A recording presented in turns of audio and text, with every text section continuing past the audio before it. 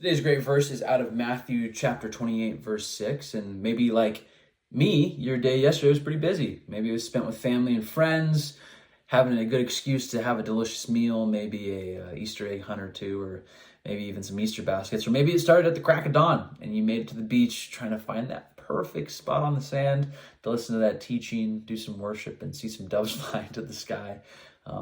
But we know Easter is such a fun time for us to celebrate and recognize Jesus' death and resurrection on the cross. And today's verse is the conclusion to the story of Jesus' body not being found at the tomb. Mary and Mary pull up to the tomb looking for Jesus, and all they find is an angel in an empty tomb. And the angel tells them here in verse 6, he is not here. He is risen, just as he said. Come and see the place where he lay.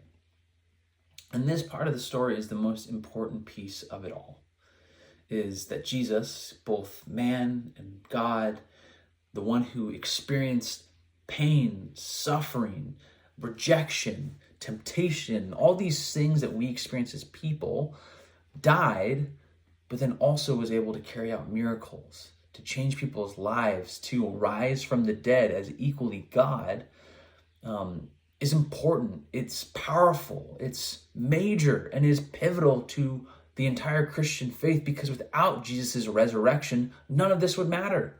None of this. There would be no atonement. The sacrifice that he made would have been just that. It wouldn't have atoned for anything, because as we know, the wages of sin are death. But this verse tells us that Jesus defeated the grave.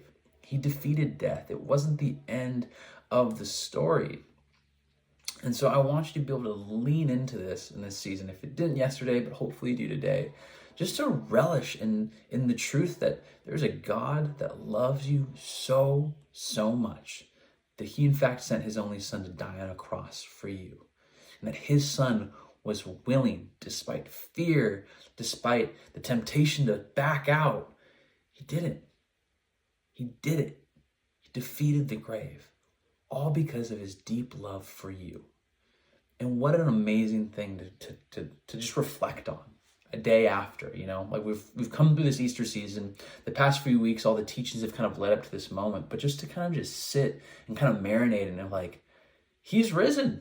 This is the story that we don't have to live a life in darkness and in death, that there is a hope and a future for us because of Jesus' death, but most importantly, his resurrection.